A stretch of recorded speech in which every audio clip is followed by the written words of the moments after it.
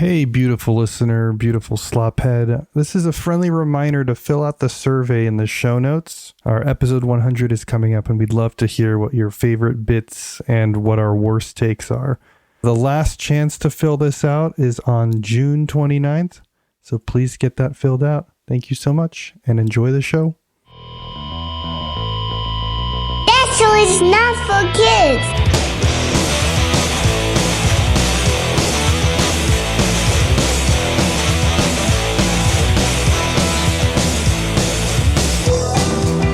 One thing I noticed is that you tend to like comic books. I saw The Walking Dead. Yes. And then I noticed that you'd read Barefoot Gen and Saga.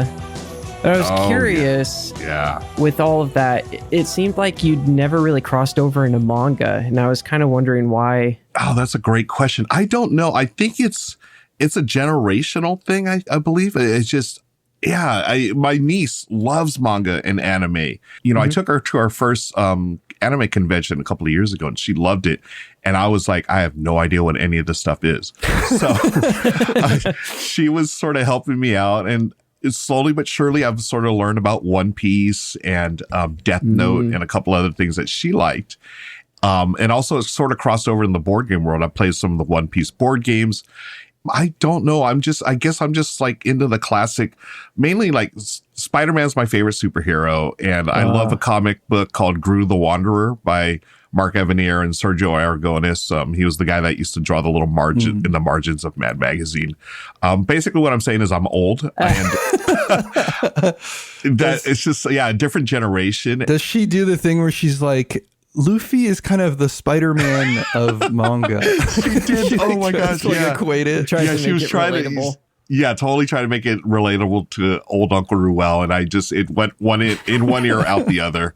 Yeah, it's interesting. I mean, I have stuff like Saga and Monstrous. These are great books, right? And I got those recommended to me by fellow board gamers, friends of mine who are into board games, but also they've got their comic fandom. And I would literally just ask them, what should I be reading these days? And then they'd make recommendations. And for whatever reason, it was never manga or anything, but I would like to dig a little deeper into it. I do have that connection with my niece. She is a nerd in training, I believe. So, right.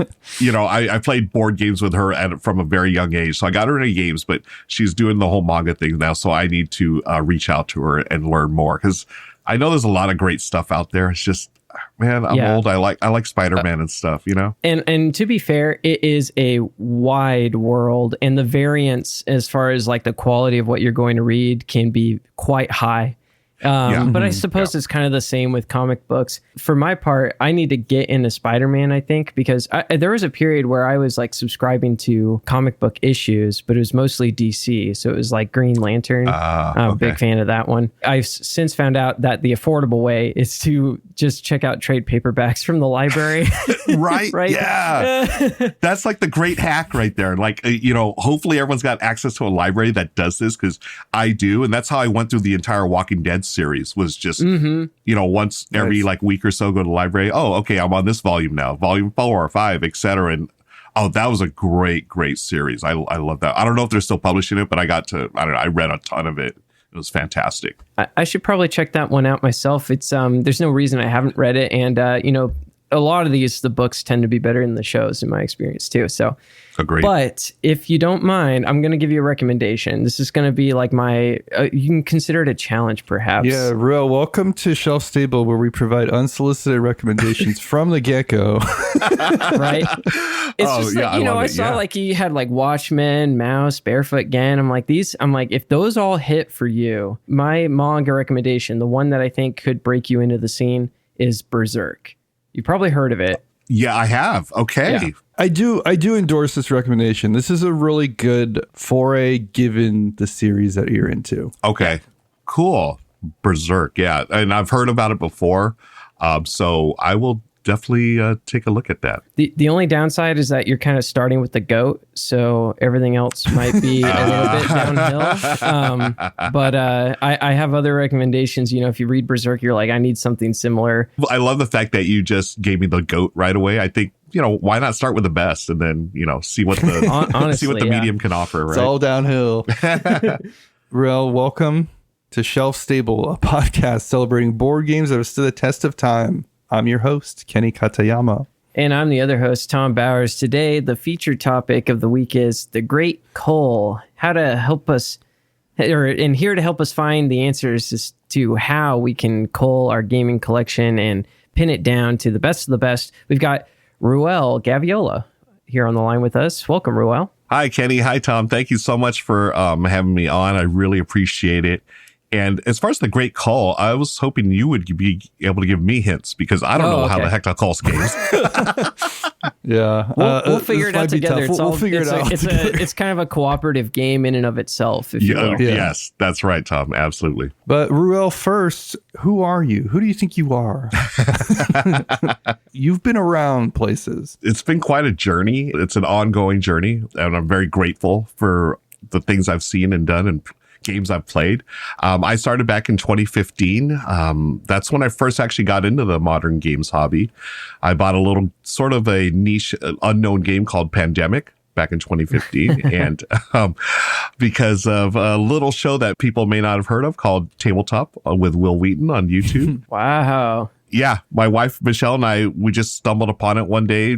It was funny because I said, oh, wow, that's, Will Wheaton from Star Trek. And she's like, right. Who's that? I was like, oh, my wife did not know Will Wheaton. I was like, oh, okay. But then when I backed it up, I was like, oh, do you remember Stand By Me? And she's like, oh, okay, yeah. We started watching the YouTube channel and I just went down this rabbit hole. I was like, oh my gosh, I had no idea these type of games existed. And it was around January 2015, I decided, hey, I'm going to give myself a birthday present. I'm buying Pandemic because that game looks really cool. And Will and friends had a great time playing it. Michelle and I, we played it. She loved the theme, wasn't really into the mechanisms. So I immediately became a solo gamer at that point. I played Pandemic for weeks on end and I loved it. A few weeks later, I got the game Ticket to Ride, and that was our true entry into the hobby. Michelle and I, she loved that game. I love telling the story. She still holds the all-time win streak in the Gaviola household. She beat me 7 times in a row in Ticket to Ride. I'm still salty about it 10 years later. And that was the beginning of the love affair with modern games. And I was working as a technical writer at the time, and I combined my love of technical writing with board games. And I reached out to a website called ISlayTheDragon.com. Mm-hmm. Yeah, they did board game reviews, and they were looking for someone to do a news column. So I applied and got that gig. And that led me to, having a bunch of clips under my name. And I used those clips to land a gig with Geek and Sundry back in the day. They were looking for writers. I applied. It was a friend of a friend who recommended me, and I got the gig there. And after a few months of writing about board game stores and board games, my editor at the time, Terry, she said, hey, would you want to be on camera at the Geek and Sundry studio? I'm like, sure. And it was with Becca Scott. She was hosting a show called Game the Game at the time. And love Becca Scott. Yeah, Becca Scott. She's become a friend and a colleague, and she was awesome. I was, a little nervous. I didn't know what to expect, but okay, you're going to pay me to play games and you're going to feed me. Yeah, sign me up, right? Yeah. All I got to do is be on camera. Okay. Yeah, right. And so, yeah, I met her and some of the crew there. And after that first game, it was Lords and Ladies. After that first game, they kept inviting me back. And eventually I was a semi-regular there. And that led to a friendship as well. And when the pandemic hit, Becca started her own channel with Jake Michaels called Good Time Society. And over the years, they've had me on there. And now I actually pitched them a show a couple of years ago called Good Morning Society, which is a morning show based on your local morning show, but it's board game based. So we do that weekly. We just celebrated our 100th episode the other day. I was super proud of that. And yeah, I get to play board games, talk about board games, and be a big old nerd for a living. And I am absolutely fortunate to do what I do. So as far as your question is concerned, people probably know me from Good Time Society, aka Good Morning Society, or the Rahdo Runs Through channel. Those are the two biggest channels I work for. I do run-throughs for Rahdo, and I also host the R&R show, which is an occasional live stream podcast that I do with Ray Billings and Chris George, and along with Rahdo. So it's wild to me that you've been like a part of the hobby. I feel like since it's really like got that sort of second wave renaissance in and around 2016. It must have been surreal for you and Michelle to like be watching tabletop and then for you to be on an episode of Geek and Sundry for the first time. Totally. That was a great, great way to put it. It was totally surreal. The studio was in LA, and I honestly don't know the status of Geek and Sundry, but they had been bought out by legendary studios. So legit, like Hollywood movie studios. So when I went there, I had no idea like how big of a production it was. And, they had a full on cast, and, I had to sign waivers and do all the things. I was just excited to be paid and to be served a meal, before we played. I was like, this is awesome. I get to play and talk about games, and they feed me and they're paying me.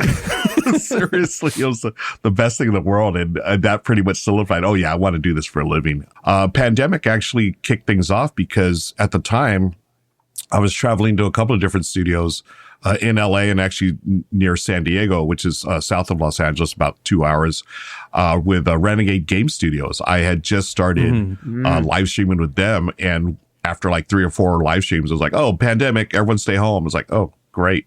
And so everything shut down in the entertainment industry. Right. I was like, okay, now what? And that's pretty much how I started live streaming on my own channel.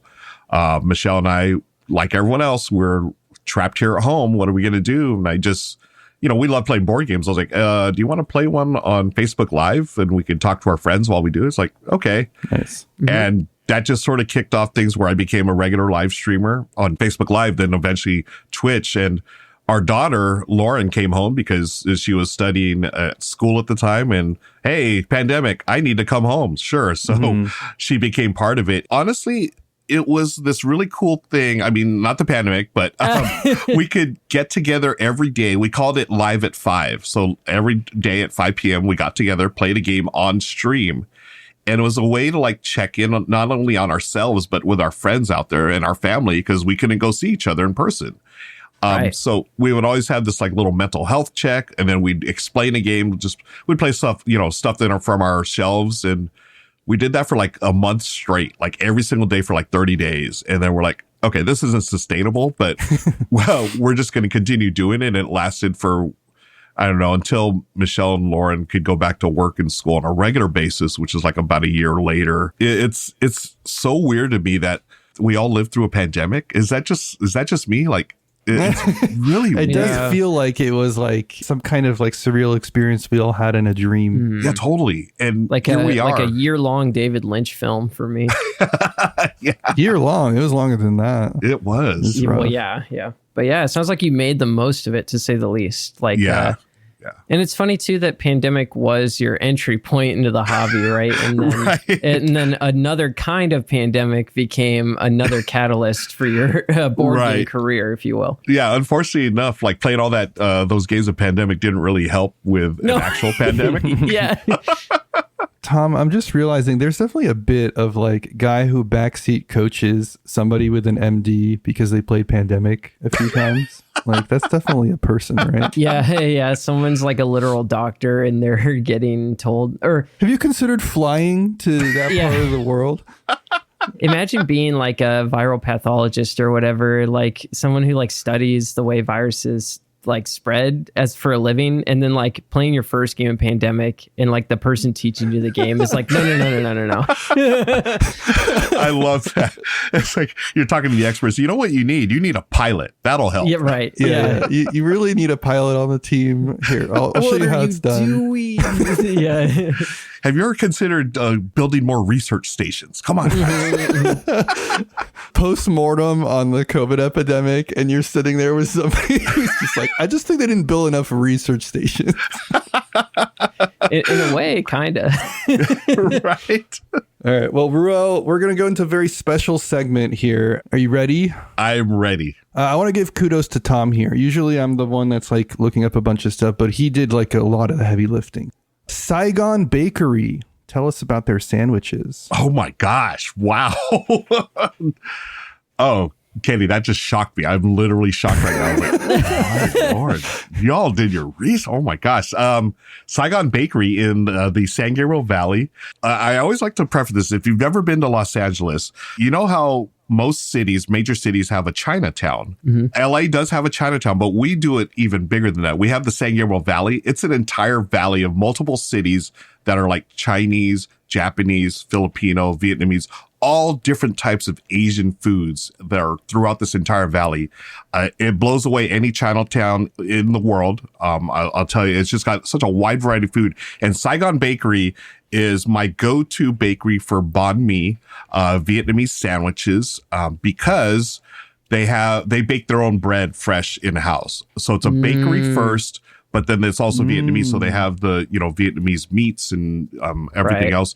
The meat in the sandwich itself, like I usually just go with the roasted pork. It's probably not the best quality I've had as far as meat, but by far the best bread I've had. So Michelle and I sometimes we'll go to a Dodger game and it's on the way to Dodger Stadium. We'll just pick up a couple of banh mi's and that's our snack for the ball game. Hell yeah. I know that at one point TI Twilight Imperium was your favorite game, but you've also mentioned that you have kind of a preference for short and sweet gaming experiences. Do you treat those two things as independent, or has your taste in games evolved? What's like the sweet spot, I guess? Oh man, y'all, these are great questions. My goodness. Thank you. I have recently bounced off of Twilight Imperium just because of the length of the game, and it's still some of my favorite game experiences ever. Was when I was really, knocking out games at Twilight Imperium. And it was actually before the pandemic, the year before the pandemic, 2019. It was one of my goals was to play Twilight Imperium once every month for the entire year, which I thankfully completed. I did 12 times in that year, 2019. And then the pandemic hit, and that was pretty much it for my Twilight Imperium days. I played it once in the last 5 years. And it was a 12-hour game, and that nearly broke me. It was fun, but after 12 hours, I was pretty much like, I don't know if I have the stamina to do this anymore. I'm just like sort of over it. It's still a great game. I still highly recommend it for anyone in their gaming journey. Like, I'm so glad that I actually got to play it. Yeah, it is an epic experience. And then having said that, I do feel like my tastes have changed over the years. Like anyone, right? When you get into the hobby, like I remember pandemic and all I wanted to do was play any game anytime, and I would just buy whatever, I would just play whatever, and then you start figuring out, oh, this isn't really for me. Oh, I love this type of genre. Early on, I learned I love worker placement, I love tile placement. Those are two of my favorite genres. I also love push your luck. I'm not really a fan of social deduction, I learned pretty early on, but I will still play them. I'm of the mind of like, hey, I'll try any game at least once. Social deduction wasn't really my jam. Super crunchy Euros, I went through a period of, yes, I did like them, but then I realized it's probably not me. But games in that sweet spot for me are, I know you all talked about him many times on the show. Reiner Knizia is my jam. I'm so glad you said it, because I was like, yeah, this is heading into the Knizia direction, isn't it? Totally. And it's funny because one of the first games I ever played when I got into the hobby, I started the hobby pretty much January 2015, and by September, I think it was September, I went to my very first like public gaming meetup, which was a big thing for me because I'd never done anything like that before. One of the first games I played was Euphoria, the Stonemaier game. Oh, yeah. Yeah, and that was my first foray into worker placement games. And I was like, oh, okay, I like this. And then that same game session, I'll never forget, I played Samurai by Reiner Knizia. And I was like, whoa, this is my jam right here. And yeah, that pretty much, that's still my favorite Knizia to this day, is Samurai. Just, yeah, maybe, I don't know if it's, as much as I love Raw, Samurai is just, I've got a sentimental attachment to it, but I think it's just a fantastic game as well. It's flawless. One of the best of all time, for sure. It's Tom's favorite. Yeah. Oh, okay. Nice. Right on, Tom. Yeah. It's in got to be in like my top 4, top 5 personally. It's a great game. It's so good. Knizia's designs, I felt like over the years, those are the ones that speak to you the most because, and again, as you go through your gaming journey, you go through, okay, we're going to start with everything. Then maybe, at least for me, my trajectory was like, I want to play everything. And I start narrowing things down. Then I really got into heavier stuff. And then I feel like I'm coming out of that. And I would actually, I think it's part of the pandemic when we're all at home. Michelle, she doesn't really enjoy the heavier stuff. So I was playing a little more Gateway Plus. And I realized, man, this is the way to go, at least for me. To me, it's really neat to see designers who I know design crunchier stuff and be able to streamline it down into something that's more approachable to casual gamers, or things that, oh, these are really cool ideas that, you could play in like a 2 or 3 hour game, but I've done it in 45 minutes. I think there's a great appeal to that. Stuff like the Founders of Teotihuacan, like a 45-minute version of the Big T game, right? And I found that to be like, hey, I can have a similar experience to the big one, but here in a much more streamlined package. And that's always appealed to me. And I recently played Finca for the first time. Oh, we were just talking about Finca last episode. Yeah. Nice. Yeah. It's a brilliant game. That's another sign. I got to play it tonight. Tonight's our game night. So I'll bring it. Oh, yeah. Definitely, get that copy out, play it. It's so good. It's not like a heavy game, but it's just really well designed and really well constructed. Yeah. And you're doing, I love games where you do like 1 or maybe 2 things on your turn and then you pass, just to see how everything lines up to the end there. It's really neat, trying to fulfill, contracts or whatever. The sweet spot for me is about a 45-minute game. Most recently, I fell in love with Moon Colony Bloodbath. Yeah, that's good. And that one's popping off. Yeah. I had no idea it was that good. It's just that shared deck building experience is so cool. And I love games like that where we can have this shared experience in under an hour's time, and afterwards be like, that was a well spent hour, or 45 minutes or 30 minutes. And that's my jam these days. So anything Knizia, I'm into. Games by like Phil Walker Harding, praise be. I love his games as well. Very accessible, approachable games that I'm into. Some good stuff. I feel like we have some overlap. Tom, do you want to ask this one? I know you're really proud of this one. When you're gaming these days, do you ever put on the album Can I Say? Wow. Y'all, I'm going to say right now, these are the best questions I've ever been asked on a podcast by far. You have done your research. I mean, wow. We're talking Saigon Bakery now. Can I Say? Oh my Lord. That is from many, many moons ago. The band Dag Nasty, a proto power punk, or I don't know, is it pop punk? Before there was like a Green Day and before all that. Yeah. Or the guitarist, Brian Baker, I knew from the band Minor Threat. And then he eventually became the guitarist for Bad Religion. Yeah, that was my punk/thrash metal days way back in the day. And growing up, there's a lot of crossover in the music scene. So I used to actually play guitar in a band. The scene was like thrash metal, like, the big four, Metallica, Megadeth, Anthrax, and Slayer. That's what we're into. But then there's like another crew that was really into punk bands and punk rock. And so we'd listen to like the Misfits, and then Dag Nasty was sort of like this bridge to more poppy stuff. And then eventually, like, we moved in, or at least me personally, I moved into like the golden age of hip hop, right? The 90s hip hop. Basically what I'm saying, like, I love to listen to all kinds. I'm sort of like my board game taste is sort of like my music taste. I'll play or listen to whatever at least once and figure it out. And depending on my mood, I will listen to Dag Nasty on one day, maybe some Miles Davis on another day, or Iron Maiden or Bruno Mars. I listen to it all. I enjoy it all. We're running the gamut there. That's a lot of different genres. Yeah. Very cool. It really depends on mood, right? Like sometimes I don't want to play, Twilight Imperium. I want to play, Let's Go to Japan, or I want to play Samurai or whatever. It just, it's all mood dependent. For board gaming, I know first and foremost, it's like just about having the experience and having a good time with friends, but you have been known to get competitive in other kinds of games. I'd be curious to hear, what are you more proud of? Getting a high score on Tron or getting a double 5-star in Just Dance 3? Wow. Tron and Dance. Oh my gosh. Tron was a solo game that I played many years ago. I spent many quarters on Tron. Wow. That's, thank you for bringing up these memories. These are great. Yeah, of course. No problem. Yeah. These are, I remember the last time I played Tron actually was in Las Vegas about 5 years ago at the Pinball Hall of Fame. They have some video games as well. And one of them was a vintage Tron machine, which Nice.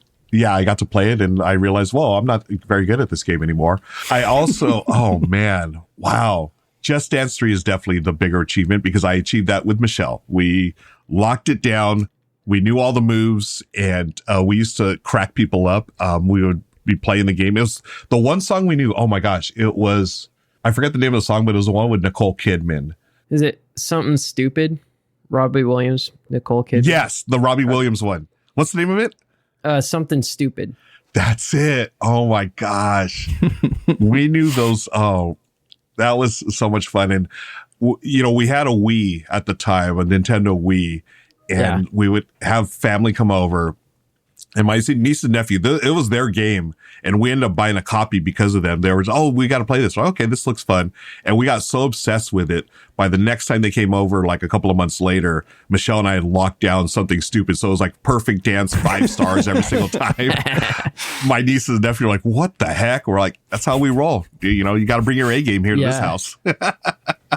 My kids actually play Just Dance 3 today. Even we kind of dug up the Wii that we used to have as kids, my brothers and I, and set it back up at my parents' house. So it's something that they can do when we have dinner with my family. Nice. Yeah. I love that. Well, shall we talk more board games? Hopefully that was fun. It was. I really appreciate that, guys. So y'all did your homework and then some. I mean, A+, extra credit. Y'all did it all. That was amazing. So we like to talk about older games on Shelf Stable, and you picked a particularly old game from a designer that we like very much.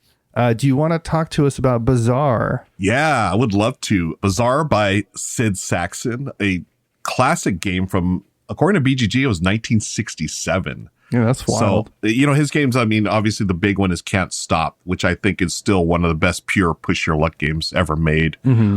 And then I recently got to play Acquire for the first time, and that's another banger. I'm like, gosh, this guy was so ahead of his time. He very much was, yeah. Yeah. Either of you, have you played Bazaar? No, we've played Can't Stop and Acquire, and then I think, Tom, you've gotten like a collection of his games. I have that trilogy of games that are inside of like book sleeve looking things. So it's like Sleuth, Monad, and some other one, but Bazaar has dodged me up to this point. So Bazaar, I came across this years ago. Again, I think it was early in my hobby days, and this is basically Splendor, like 30 years before Splendor came out, or 50 years before Splendor came out. It is a game of trading, so there's really no theme. They call it trading.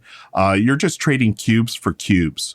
So you have like a white cube that can, depending on what card is out, you can trade it for like a blue and yellow cube or whatever. And as you collect these cubes, it's set collections. So you're trying to match the little recipes that are on board there. So if I had like a red and yellow and a blue cube, then I can trade it for this ware. And then I would take that card into my collection. So it's a little Splendory where you just, trading cubes for other cubes or whatever. What's really interesting is the points you score are based on how many cubes you have left over. Just like in Splendor, you can have a max of 10 chips. If I bought a ware card that costs like 4 cubes, 2 red, 2 green, whatever, then I would have 6 cubes left over. But the fewer cubes that you have, the more points you have. So it's basically it rewards efficiency.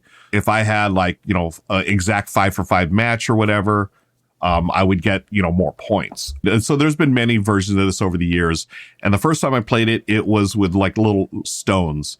And those stones were not colorblind friendly, and neither were the cards. So I had a lot of trouble with this game the first time I played. I was like, I'm red-green colorblind. So the reds and greens were super similar. So I was like, okay, yeah, I sort of see the appeal to this. But it wasn't until later when I played a later version, like, oh, this is like Splendor 50 years before Marc-Andre made Splendor. It's brilliant.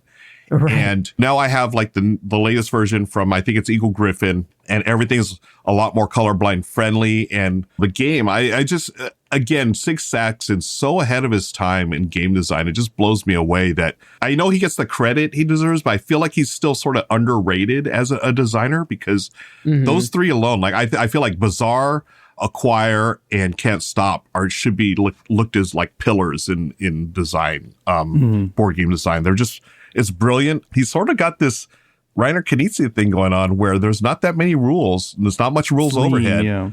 You know what I mean? Yeah, very clean. And then you get to the tables like, oh, there's a lot more than I expected this game. And the turns and decision points at each turn are like, oh, They might not always be excruciating, but they definitely give you something to think about. And that's what I love about Bazaar. It's funny because it says it's a 45-minute game on BGG. I don't think I've ever played it longer than 30 minutes. Maybe it's because I played it at 2 and 3. I don't think I'd play it at 4. So it goes up to 6, allegedly. Oh my gosh, is it 6? Oh, you're right. Oh, wow. The Eagle Griffin edition, yeah. I wouldn't play this at more than like 2 or 3. I feel like it's like almost like a perfect filler, but a thinky filler, if that makes sense. Yeah, like Splendor, kind of. Mm-hmm. Yeah, totally. Just like Splendor. It doesn't really have the engine building of Splendor, but I feel like it has a more satisfying puzzle as far as like, hey, I want to have exactly this many cubes so I can get the most points when I trade it in for the wares. You have 2 things to do on your turn. You either trade in cubes that you've collected, or you just roll a die and get a cube. That's it. And eventually you're going to get to that point where you can swap out things depending on what the market is like. There's a bunch of different market cards. So the trade value of everything can be different from game to game. So there's a ton of replayability. Modular setup. Yeah. Total. Like for a game in 67, that is like nuts to think, especially considering the environment that Sackson was living in, right? Like we're talking, there's no Avalon Hill even at this point. So when we say ahead of his time, like it's literally like he was a time traveler almost. Totally right. Yeah. His games to this day, they're still bangers. I mean, it blows me away that he came up with this. I mean, literally before any of us were born, this game Bazaar, was out. Yeah. And it's so crazy. It's so, was it like a Back to the Future thing where he jumped in a DeLorean and he brought all this back game all knowledge? If so, he did a good job of not like giving away. Like it's believable enough that he just came up with it, even though it's still like impressive. I love the idea that like you go to the future and the only thing that you bring back is like a few ideas about board game design. There's nothing else. He's like, I'm not going to bother with any of the other nonsense. He's seen the time travel movies, so he knows. Exactly. You don't mess with it too much. Yeah. That's right. Yeah, you don't want to try to like stop JFK's assassination or anything. You'll just screw everything up. So butterflies to hurricanes. Yeah, exactly. Stephen King reference. I got it. Oh, nice. Thank you. Yeah. I was a huge Stephen King fan when I was in high school. That was like right out of high school, actually. I read a bunch of his books and then dropped off for decades. And then just out of the blue, 11, 12, 22, 63. I was like, this sounds interesting. And I devoured it in like a day and a half. It was so good. Wow. I keep thinking Stephen King's passed away for some reason. And then he posts on Blue Sky and I get like freaked out. It's kind of like a Mandela effect. Well, speaking of Stephen King coming back from the dead, shall we go to the main topic? Yeah, let's do my my award nominated transition here. It's time to get into the main topic of this week's episode. That's right, the real meat and potatoes, the part of the show that people come back week after week to listen to. And this week we're here with Ruel to help us, maybe we help him. We're not sure. We're going to figure it out. We're going to cull our collection. We're going to go over the tips, the tricks, perhaps, or maybe not really do any of that and just kind of keep the yapping flowing. I mean, that's what we're really here for. It's just having a good time. I think if we are helpful by the end of this, then we have done a disservice to this podcast.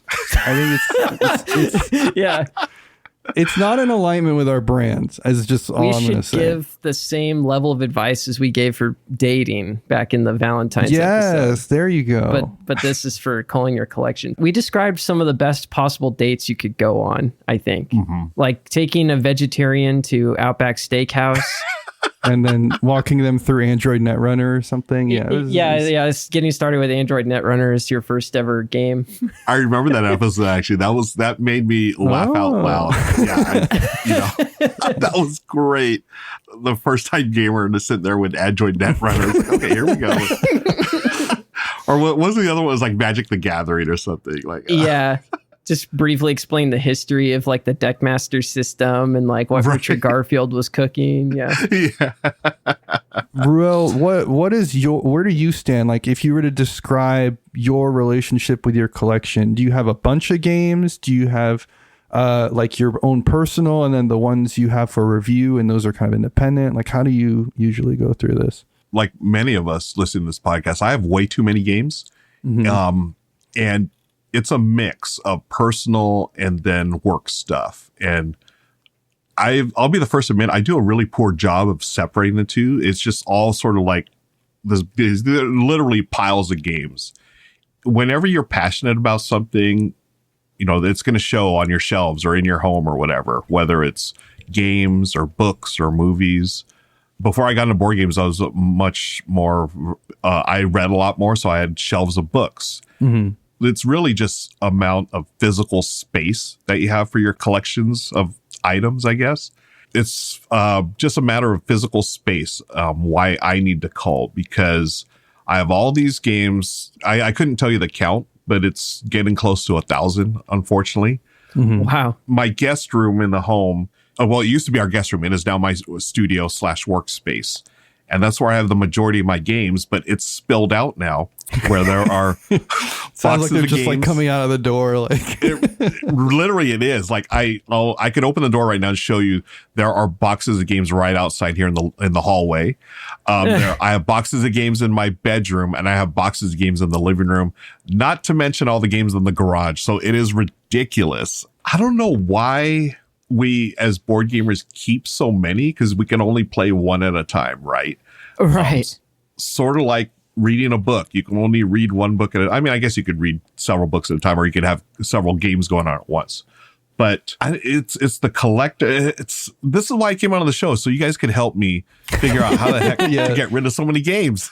The approach to it. I mean, like an ounce of prevention's a pound of cure, right? That's my mindset a little bit. I'm not really the best at this, but in general, I see a board game and then I think about having to spend money and I go, and then I try and find any possible way to play that game for free. And I feel like if you can adopt that as a reflex, right? Like you need to build it up like a muscle, like a reaction that's automatic. It helps. I'll say that. Yeah.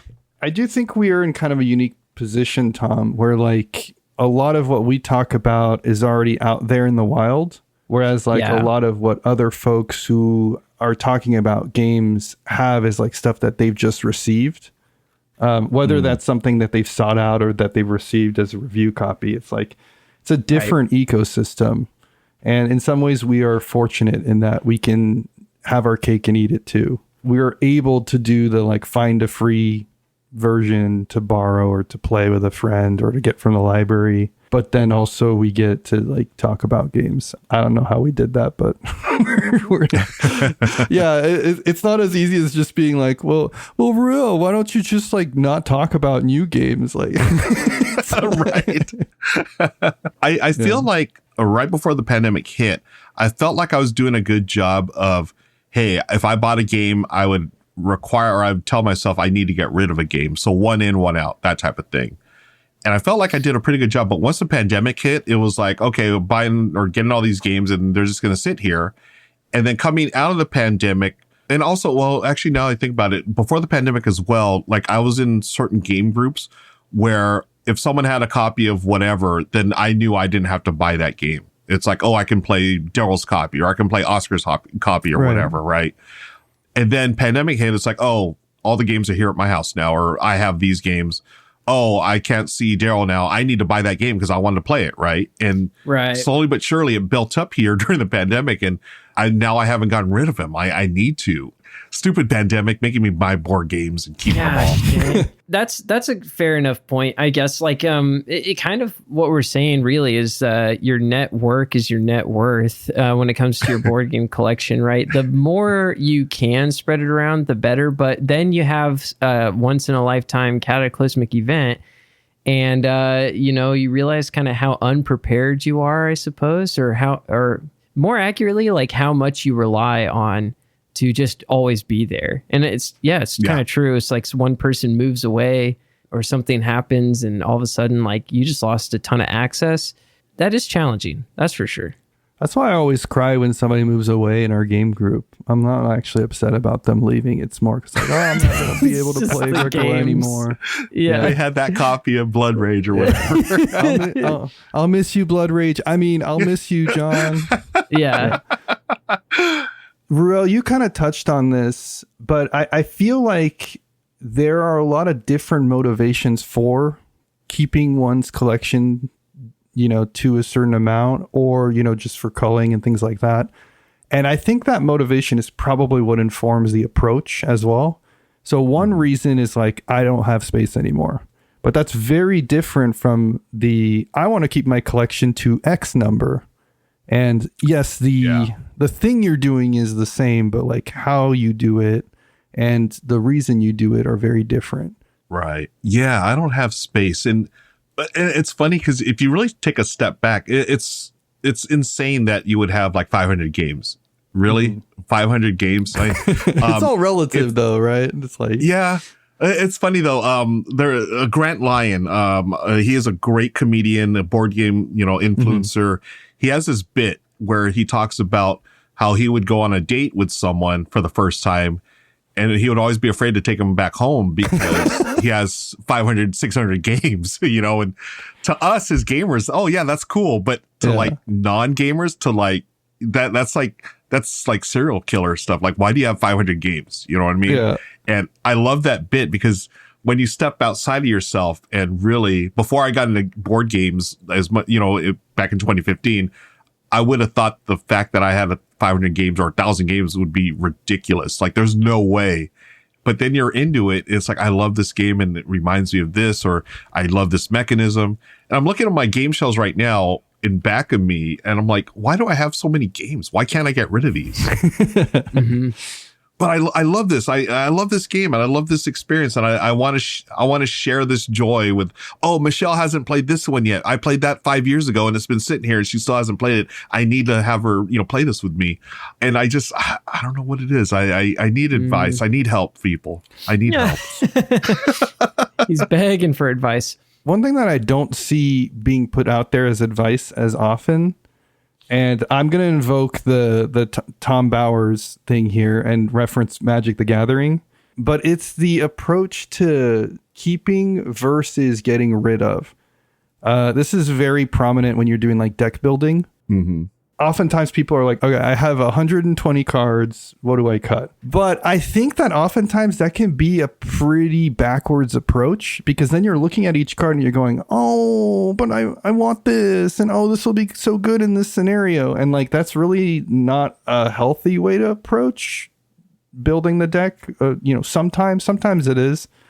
But instead, if you are like, okay, what are the key things that I absolutely need no matter what? And then you're like, okay, well, I need land because otherwise I literally can't play the game.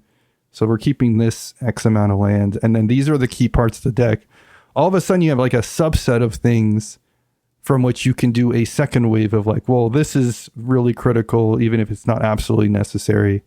And I don't feel like I ever hear about this with culling collections. It's always about like which games are the least desirable versus like which ones are the ones you absolutely have to keep. I feel like if you do it in waves, I guess, Ruel, if you had to only keep 100 games right now, which ones would you keep? And then those ones stay. And then it's like, okay, if I add another 100, it's food for thought. I just feel like that doesn't get floated around as often. Oh, that's such an awesome approach. And my buddy Daryl, who I just referenced, he keeps his at 100. I've known him for years, and he's always, maybe he'll go up to like 110 or drop down to 95 or something, but he's right there at the 100. I need to talk to him a little more in depth about this, because you bring it up, like, I feel like this is the approach for me. By the way, side note, I'm excited because I just got into Magic recently. Nice. I played Commander. I've played Commander a couple of times. I just played the Teenage Mutant Ninja Turtles co-op set. Oh my gosh. Like, I don't know if it's a good thing for me to add yet another hobby. Person talking about 500 games. I just got into Magic. Uh-oh. Right. Kind of like 500 games in and of itself in a way. Like, Kenny, I think that's such a great approach.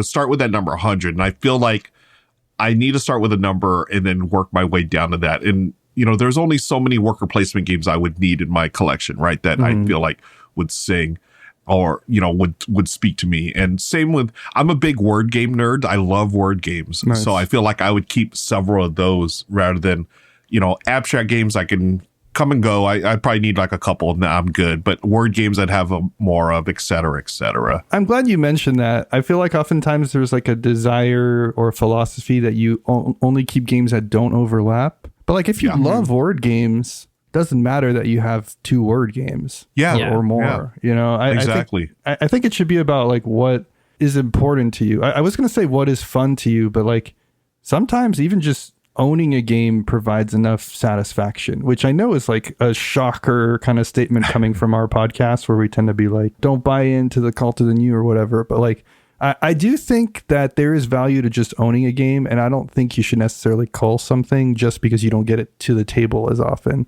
And similarly, just because you have 2 of something, like, It's funny you're saying that, because the first thought I had was like, how could you be like as efficient as possible? Okay, so you're just straight up like, no. Because you talked about working from the inside out, where you choose like your top 100 personal, and then you kind of keep building from there. And I was kind of thinking like, what's an efficient way to work outside in, but that maybe isn't like total brain drain. And my first thought was, look at like the biggest boxes on your shelf. And if not the biggest boxes, then like, what are the games that take 4 hours to play, 6 hours to play, et cetera, right? Like find those games with the really long running time that, you know, at best you're only breaking out once a year, and it's really only with the big group. And the first thought I would have is like, which of these games am I always playing with Kenny, and which ones does he already own? Then I kind of go like, does my personal copy spark joy? Right? Because like, if there's some like sentimental reason to have it, that's one thing. But in general, if it's really just there because I just ambitiously hope to play it sometime in the nebulous future, I should just really be considering like, is this a game that I'm only going to do when I'm at a convention? Is this a game I'm only going to do with one particular group of people, I don't know. like once a decade, you know? Because if that's the case, it might almost be cheaper even to just buy it again when you need it for like that one session. When you're all going to make the time, you're going to hire the sitter, you're going to get together for the weekend.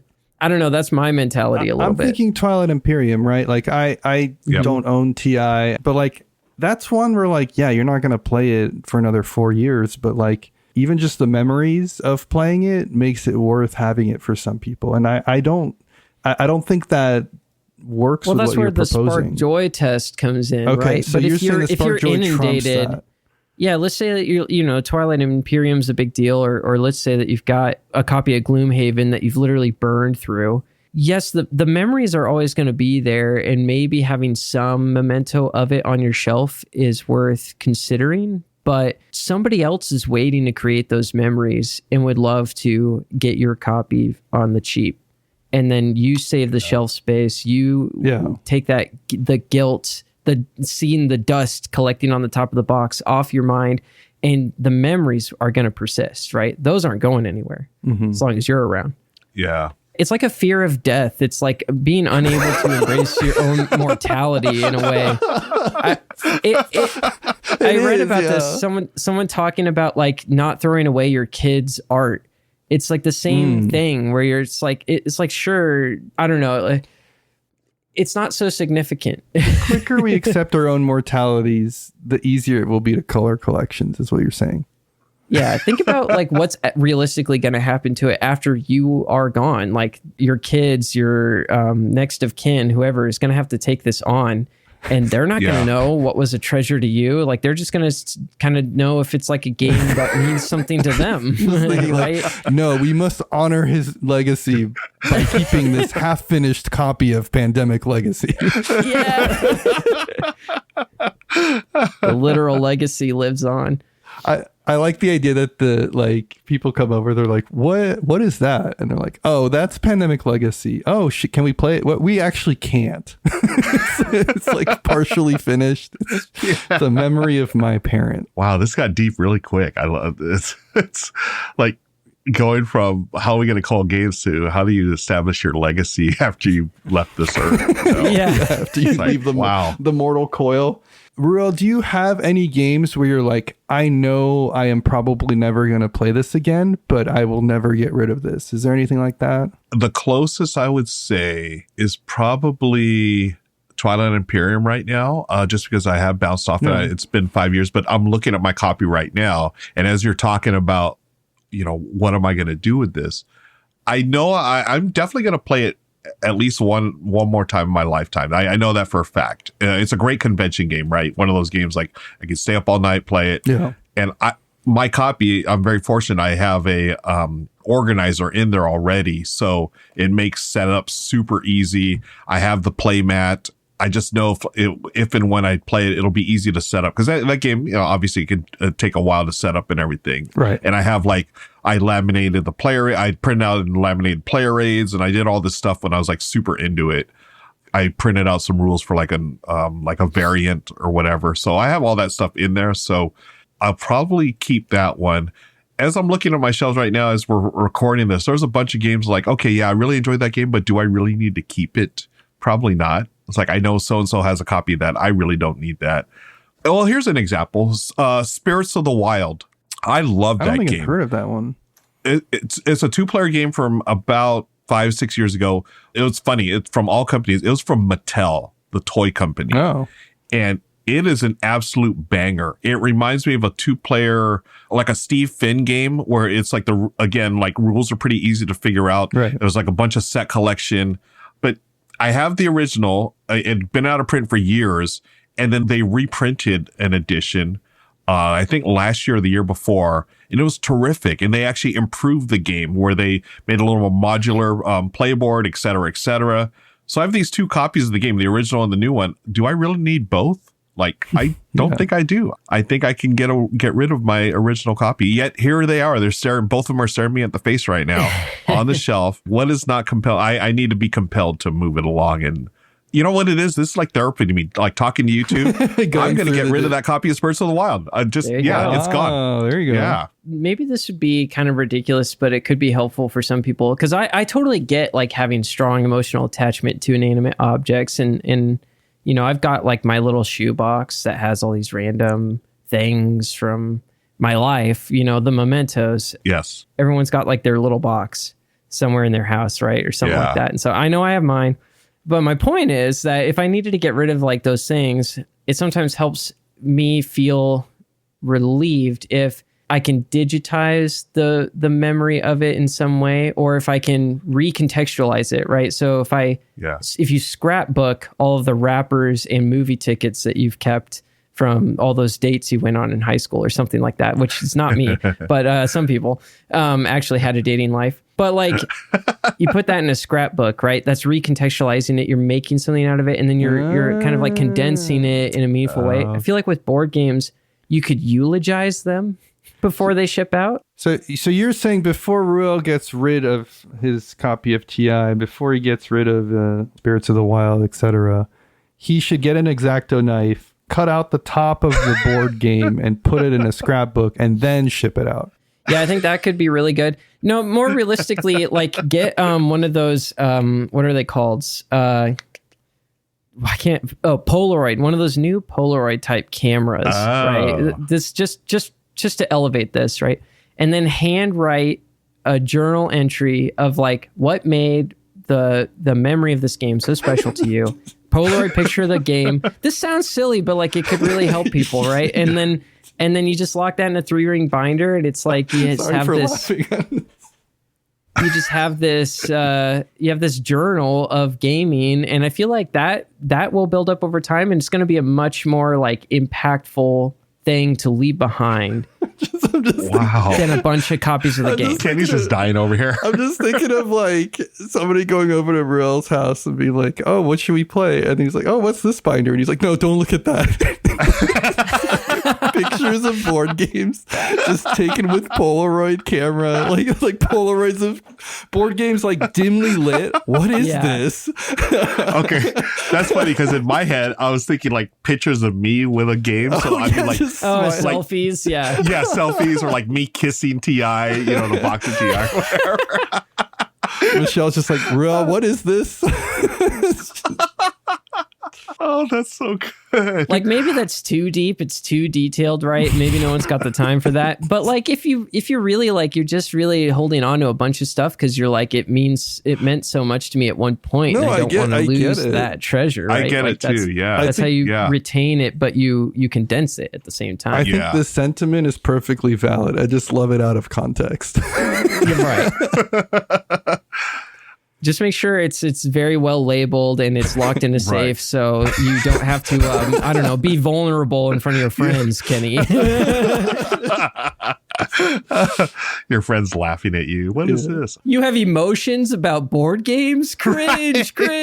Yeah. I'm not gonna lie, I am going through a journey with Millennium Blades right now. Where like people come over and they're like, oh, this is the infamous Millennium Blades. And I'm like, yeah, I'm thinking of getting rid of it. And then they're like, no, you should keep it. Like, it's not because we've shat on it that you should get rid of it. And I'm like, I don't know. And then I'm like, maybe I should just take some pictures with it and send it on its way. I actually like that picture idea, and I keep it a scrapbook. Okay, confession time.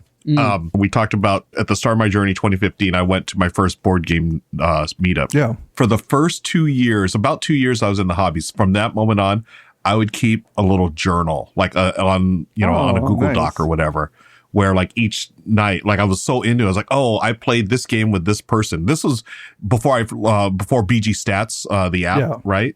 So it'd be like, oh, I played this game with this person. Here's who won. This is what I liked about it. So I did it for like 2 years. And this was like a weekly meetup I was going to. I looked at that, gone back and looked at that. And I thought it was really interesting because it's sort of like what Tom's talking about, a scrapbook of memories, right? Like I may not have these games, especially a lot of the early stuff, because I was playing other people's copies, of course. But it was sort of like a scrapbook, like almost like a diary of like my gaming journey.